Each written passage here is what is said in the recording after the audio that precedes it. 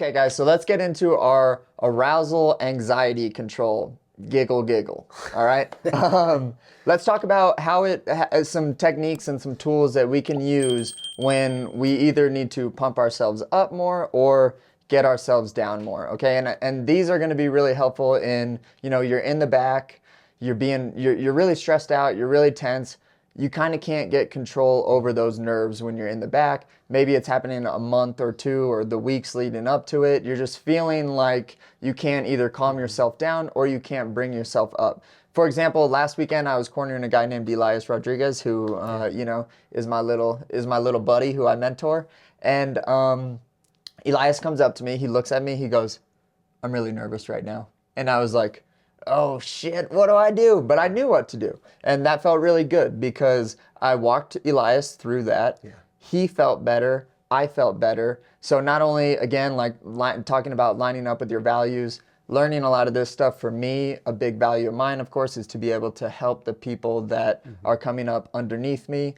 And that was really awesome of a feeling to be able to help Elias and help him kind of calm himself down in a situation like a fight.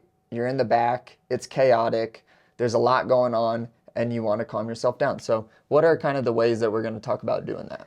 We're going to use two simple techniques here. Okay. We're going to use some very simple breathing exercises as well as what we call grounding techniques, right? Just things, both of these ideas are to help us, to give us a little extra tool that we need to, like Cory said, bring us up a little bit if we need to, or help us bring us back to the present moment and focus and calm down. And so we can go back to focusing on what we want to have happen and how we're going to do it. Okay. So we're going to go over two different types of breathing techniques, but we need to understand a little bit about why it works. We're not going to dive into this too much, but this idea that we call heart rate variability, right? My heart is racing, but what we don't always know is that when I breathe in a little bit, that heart rate goes up.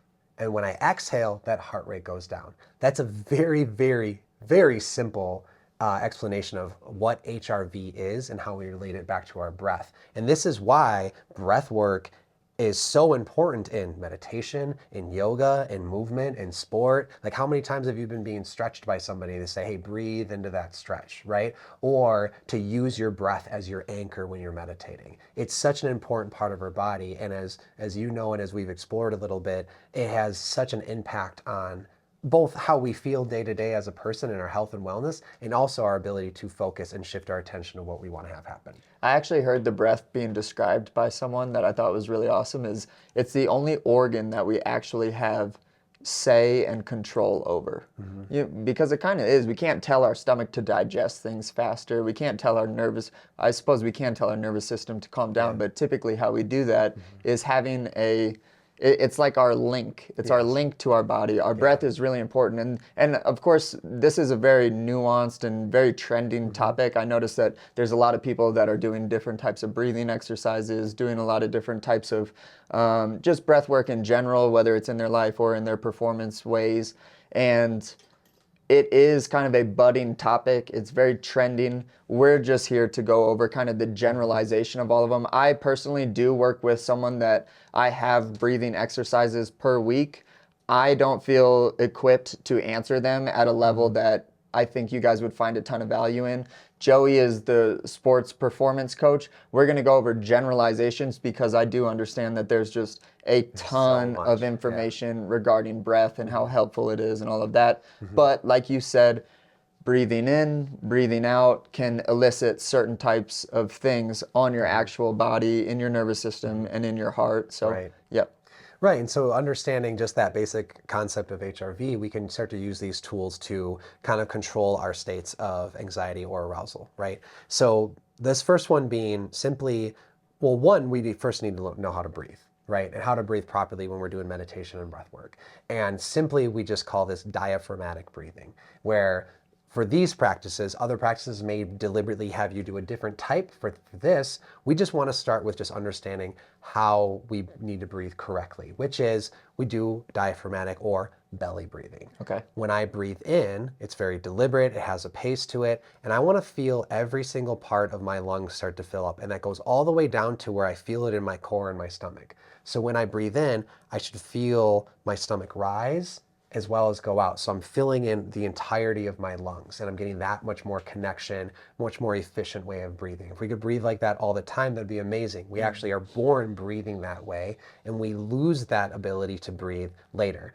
Using the example of anxiety, our breath, when we're really, really anxious, if you notice, it's very much at the top of your lungs. And if you're really, really nervous to speak, you take shallow breaths instead of taking a full breath and exhaling and letting yourself actually use all of the air in your lungs before you start breathing again.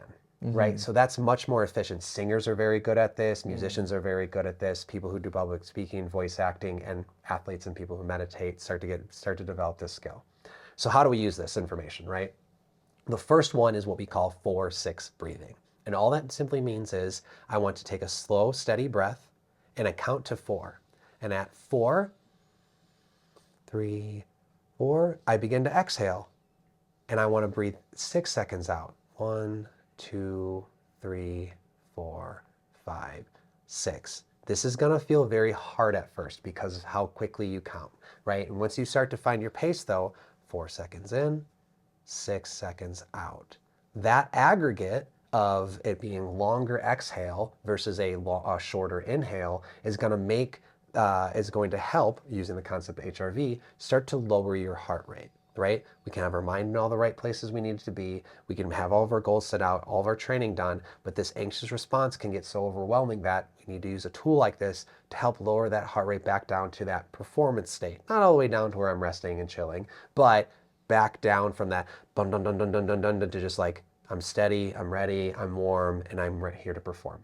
And there's a lot of different areas I feel like that you land on this, do I call it arousal continuum? Sure. I got made fun of a lot for using the word arousal when I was describing this in one of my fights against Marlon Moraes, but everyone lands somewhere differently on that line. Some people do really, really well when they're at a lot more of a calm state. Some people do really well when they're at more of a, I won't say panicky state, but they're more comfortable being up. Like I know for me, I'm much more comfortable feeling like I'm up than if I'm too down going into a fight.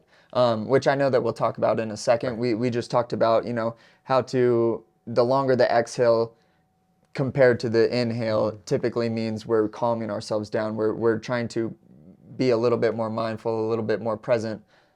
You have to understand though that there is no right or wrong in how you go into a fight. Everyone is completely different. I don't like being calm. I know some people that love to be calm.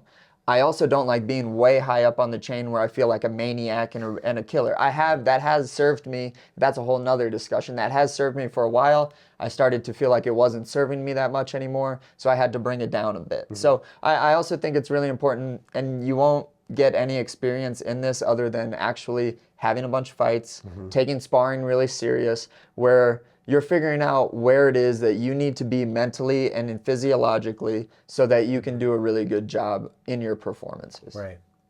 Yeah, exactly. And so, I mean, what works for you? This is why we're giving you a bunch of different resources, and why we'll even say that we're going to give you 2 different types of breathing techniques, but those may not work for you, and finding one that does work for you as well. And to reiterate the point that this isn't a practice that you do just on fight day, right? This is something that you should be practicing every day, whether it's your 4-6 breathing or the next piece we're going to talk about as well.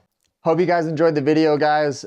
Make sure that you guys like and subscribe, comment below whatever you guys want to see next. Maybe we'll do a part 2 to the series. Also, make sure that you guys are checking out Cory Sandhagen, MMA.com for the full instructional. They are badass. I know that you're going to, find some good out of them, get some information, some digestible, some, really helpful information from the instructionals. Make sure that you guys are checking those out. Cory Sandhagen, MMA.com. Like and subscribe again. Peace. Love you guys. Later.